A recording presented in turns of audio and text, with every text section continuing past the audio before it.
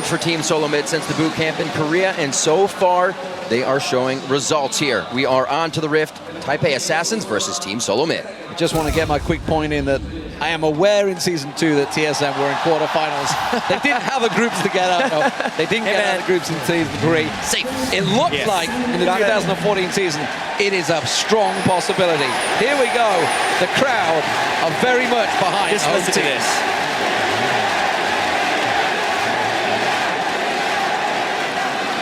Not a TSM chant anymore, that's for sure. Hey, we've had American fans chanting TPA when they won the World Finals back in Season 2. They are definitely a worldwide known team. BB, of course, experienced that.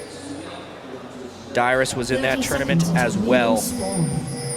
Dyrus, that's one thing that I always like hearing from Dyrus is how humble he is after these matches. And he says, I've learned so much from the likes of Impact, from the likes of Shy and Flame, and playing these guys in the top lane. And you know what? He's been showing up as well. We remember Bjergsen saying, you're getting your picks. Don't feel pressured in these games to perform. But he has been, and he's been doing it consistently without going a little too overboard. The thing with Dyrus is he's super consistent until he has an absolutely awful game. And in the Royal Club game, he was really bad. When he starts falling behind, he can go way behind. I think it was 1-7 in that game. He has to avoid that. If he does, it seems like TSM is really crisp at executing their strategy. At least that's what we've seen thus far in the World Finals here.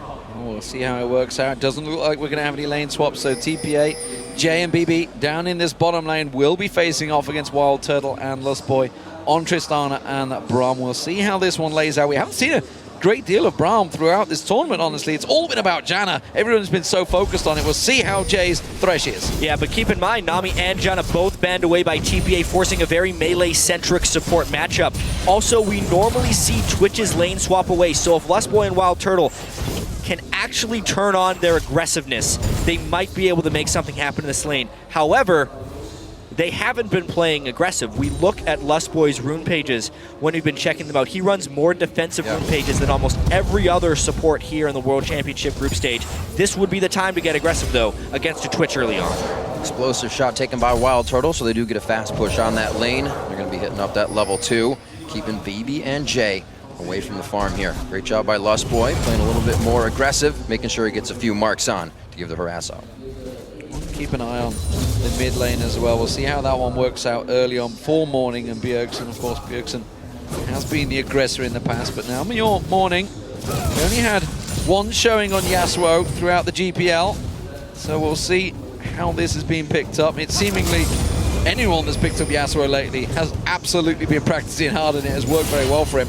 But Bjergsen or Orianna, going to be a different Bjergsen this game. It's going to slow him down, I think. He's normally very aggressive, but this time he's going to have to start off very passive. Getting pushed up to his turret a little bit. Morning knows everything that an Orianna is going to bring to the table. We saw that earlier as well. He has some fantastic play, and I feel like Bjergsen could easily miss a few of those shockwaves with the right dash and Morning puts under the table. Missing a couple of CS there, so pressure already on him. Right. Just managed to squeak in, so Morning already stealing the advantage. This top lane, of course, Dyrus is going to be lacking in the damage as this lane progresses. So I expect Archie to be bullying him a bit, but both of these really running different game. Obviously, Dyrus being there very much the utility man, and Archie all about getting in their faces as a tank. And if we look early on in this lane, Dyrus will definitely have an edge. As soon as he gets a few extra points in Glitterlance, he will be able to control most of what Archie is doing. However, I don't really expect the junglers to be paying much attention to that lane early on, since it is a fairly utility-centric matchup. Instead, I'd expect attention to be paid in the bottom lane. Very nicely played there. Pink wards being picked up by Wins as well on the way out. We saw that ping come from Morning, saying amazing, covering the top side of the jungle. We'll see if there's any response from that, from the jungler, or Wins rather, on that side. Still pushing up in this bottom lane. Not an advantage to anybody just yet, but TSM where they want to be. Yeah, we have to pay attention to the jungle pathing here. Wins obviously went back to base a little bit early to get the Spirit Stone and the extra wards. And Amazing was actually up there to maybe hope to hatch a counter gank. It was a little bit of wasted time. You can see he's now gone with the ward control as well. But Wins has beaten him to the punch a little bit here, being the first person to get deep wards and get insight into the enemy jungle path. Definitely a different focus of a game for him. We can remember this last matchup trying to come out on Rengar before having everything stacked up. Now he's trying to make the plays with vision and shut that down on Team SoloMid side. Good wards deep in the jungle already, hopefully to pay off for TPA soon.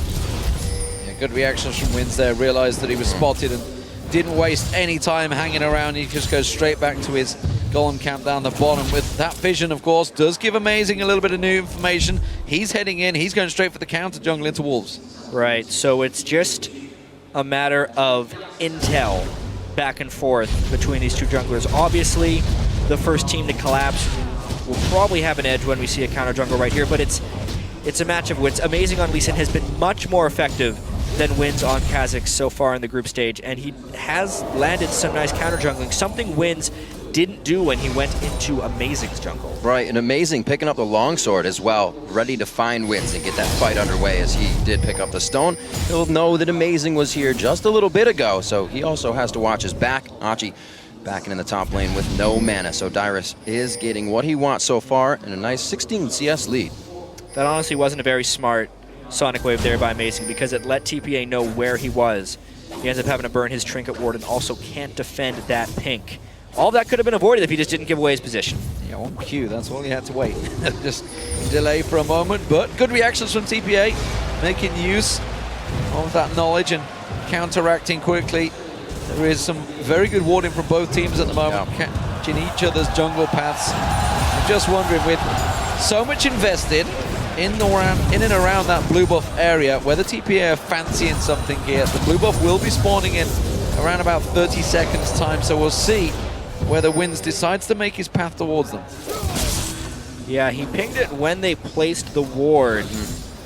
However, the timing would have to work out just right. They can't really jockey themselves into position, at least from a bottom lane perspective, to get there, because they do not hold the edge in that bottom lane.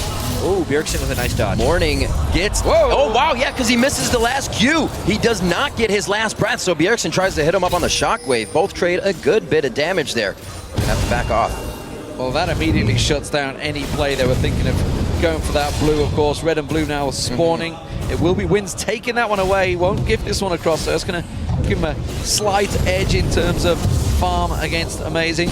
Amazing himself will confirm and take that red buff as well. So, top lane, as you mentioned, Jat, 66 to 49. This is how we were expecting it to develop. Scenes almost completed by Dyrus, but looking strong, bit of bullying, and actually has been delayed in his build towards that Rod of Ages. He really has been fairly heavily pressured by Dyrus, and games that are this even in the laning phase are often decided by jungle pathing and finding the right group. That's a nice ult in the mid lane, though. Let's see how much damage you can do to Bjergsen. Last breath coming in. That was not used last time, so Morning tried to come out immediately and act on that. So the reason I say that is when Wins had the ward on the blue buff, even though it didn't see the respawning of that blue buff, it did show that it hadn't spawned at 720, which told them that Amazing was most likely clearing his red, the overall jungle path. But if they keep making plays in lane, it won't matter. In, but he's going to get out. That's clean. Good jump away there. But BB and J already showing now that they're both in level 6, just ahead of Lustboy, that they're not afraid to make those plays in this bottom lane.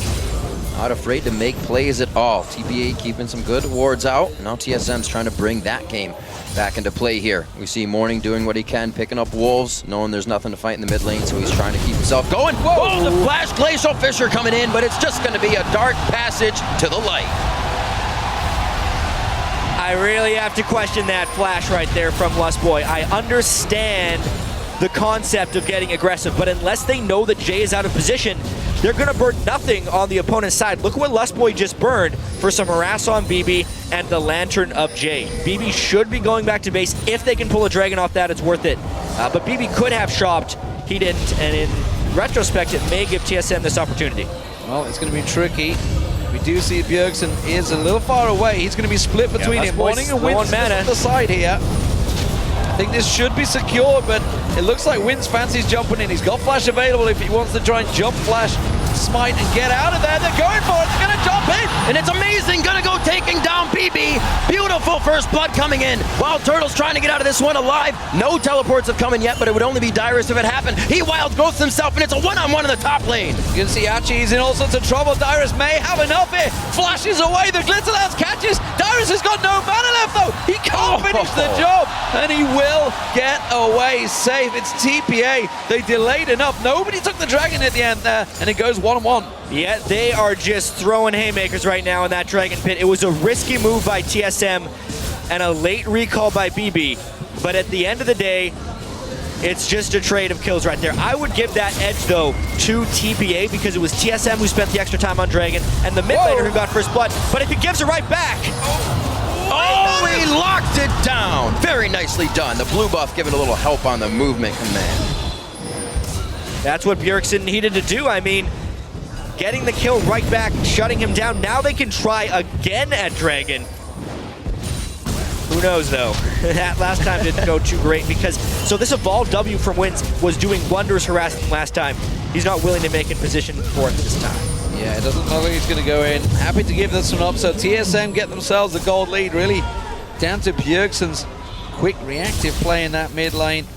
We just straight up killed him. Shockwave just completely caught him off guard, and Morning, I don't think he was quite expecting so much damage and just discounted that one. Completely caught off guard, almost on his own tower. So, TSM pushing the advantage. We'll see whether they can shove anything else from this one. I think the wave's going to be let to crash against the tower as the minions will get cleared out because BB was away taking the golems. And that does mean Wild Turtle can go back and buy. He's already got the BF sword and the Avarice blade. We'll see what he comes back with. Oh, they cancelled. You know, oh, this could be bad for Dyrus. He's got a long way to run here. He's also getting pinched in on both sides. Amazing's going to be there for a bit of help and provide some vision. The Wild Growth comes in. Are they really going to fight this? The follow-up from TPA. Oh, no, Amazing goes down. He just comes out of the base. A little bit too far right there. I saw the idea of what Amazing was trying to do. He was thinking Morning was going to go in for an ult on Dyrus and he was going to try and kick him into the turret afterwards, but they held off on their aggression. Dyrus burned his ultimate before the target had been acquired by TPA. They quickly switched targets, bursted down Amazing, easy kill. Yeah, I think they just didn't realize there was 3 people. They're like going in, it's like, it's all right, it's 2. We can get him in the turret. No, wait a minute, there's a 3rd. This is not going good. Let's get the hell out of there. Because of all the focus that TSM had been putting on Dragon, ward control on that top side and the mid side of the map had definitely fallen off. It's definitely a smart move there by TPA. When you know the opponent is focusing one side of the map, even if they don't have knowledge that there's no wards, they can surmise it. They can use their instinct. They made a play on the opposite side of the map that they had just been played on, and they're able to come up with a positive play. And TBA remembering the 13-minute mark, an ace across the map for Team SoloMid, and it looked like it was coming back to fruition. They had the item spikes, but a great play by TPA to shut down some top lane focus. Buffs going back. TSM and TPA, both junglers collecting those. Bottom lane's taking a lot of pressure. We have quickly been flitting down there and seeing the Wild Turtle has almost taken down that bottom turret. BB and J keep backing off, keep taking them golems, but every time TSM shove that wave in and get an extra couple of shots, we're going to see Wild Turtle coming in once again. Got to be careful of those hooks, but he will get a couple of free shots. Again, spots out J, goes for that flame, quickly steps back.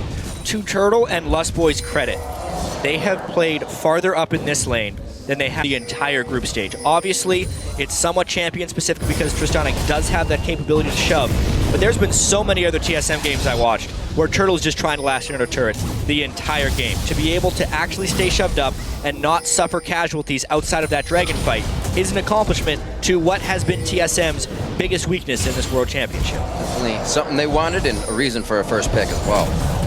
Oh, both junglers making an appearance in this bottom lane and talking about being shoved up. TSM don't have vision of that tri-bush, and now neither do TPA because their ward has just one off. There's a sneaky ward that will spot Wins right now. Good ward. And Amazing is just waiting off the side. Wins is going to come around the side and he's going to go straight into a TSM trap. So they do have the double buff advantage if they were to actually have the fight here. Both However, it really just has to do with who could get the first jump. Amazing, though, has yet to be spotted. He made it all the way into this brush. TPA may also be playing with that false sense of security, knowing their jungler was just here, even though he's gone now. Slowly backing off. They're kind of trying to play my games with what they have going on. Fog of War hidden by Jay. That's not going to be Wins that can take a dark passage. He's in the top side. Achi getting a little trouble here from Dyrus, thinks he's in range. Dyrus only focusing on the turret though, and now he can turn tide and start cutting down the tree. Wins is coming in though, he's going to join this party, and that's going to cause trouble for Dyrus. He's going to have to speed himself up. Can he get away? He looks like he's safe. Yes, Glitterlands works out well, and now they know that Wins isn't down the bottom while Turtle takes the bottom turret. Suddenly, 2 turrets go TSM's way. Some awesome jukes there by Dyrus to pull off a nice individual outplay to give TSM yet another team advantage. That has happened in a couple lanes here. Look at this. They shoved the bottom lane, took the turret. Dyrus won the 1v1 matchup up top, and Bjergsen got a solo kill. The way TSM is winning this game is only slightly related to strategy. It's mainly related around their individual skill. This is kind of how they beat TPA last time as well, was through individual outplays, culminating in a team advantage. It's definitely coming together to that for them very early in these games, and a lot of teams are having trouble stopping it. Just a 2,000 gold lead right now, and they're able to be quite omnipresent on the map. Amazing, making sure he is involved in just about everything that's going on. We're going to see now pressure towards the mid lane. That bottom turret has fallen. So Lust Boys are going to be in some roam. Now TSM all grouping up here for this one. We'll see where the TPA reacts. Of course, Static Shiv on Morning will give him a little bit of clearance, but he's got to be so careful. That ball keeps just edging closer to him. Wild Turtle gets a good chunk of damage down, and TSM slowly back away. 45 seconds on that Dragon. That is the next objective. We saw Achi coming down for what could have been a last breath from Morning, just missing on the outside. He's forced to go walk back up and farm against Dyrus once again. Amazing, waiting on the side here. Not going to get anything. And what happens with this next Dragon will have a massive impact on this entire group stage, honestly. If TSM wins this, they are out of the group and they eliminate TPA. But TPA is in a position where they may lose control of this game. They have already lost the 2 outer turrets.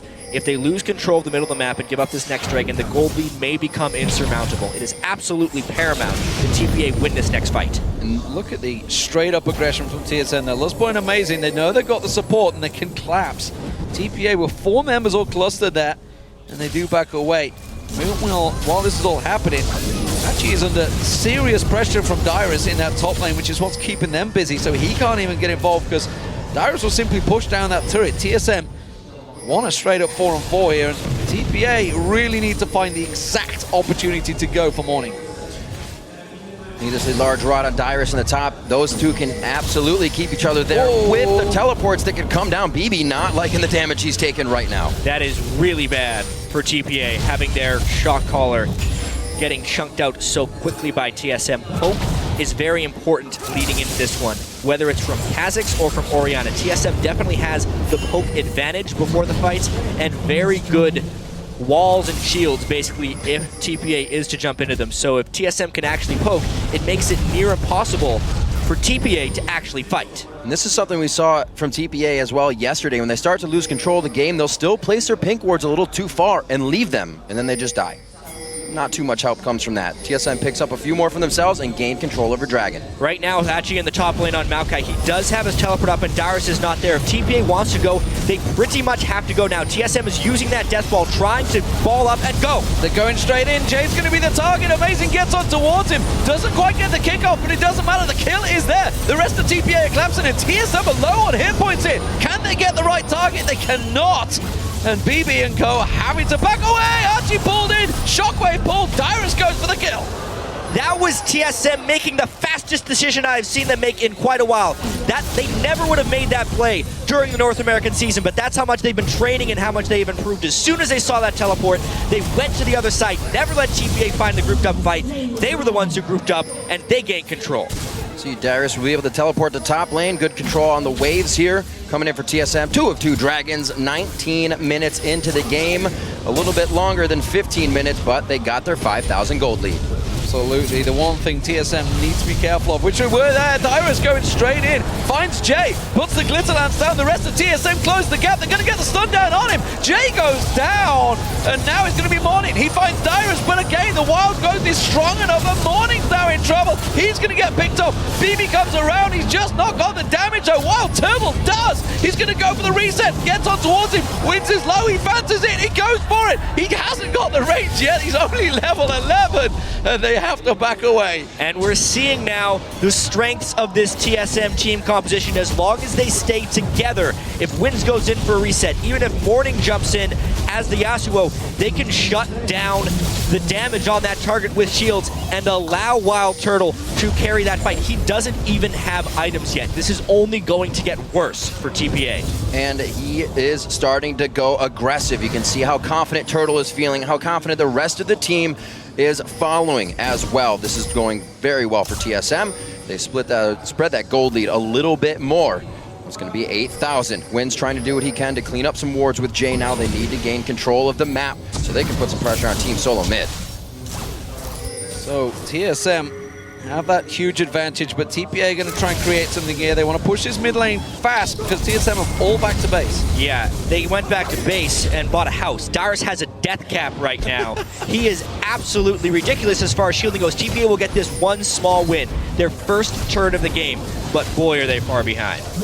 Far behind indeed. Morning with the Hex Drinker and just the static Shiv right now. It is helpful. He can get some damage in, but we saw he got taken down quite quick in 3 people, and the team could not gather with him. So the front end burst they usually would have, it's definitely a little lackluster at this point. The initiations become that much harder. 7-2, TSM starting to run amok on the map. Turtle's now going to start to take free farm. This is going to hurt.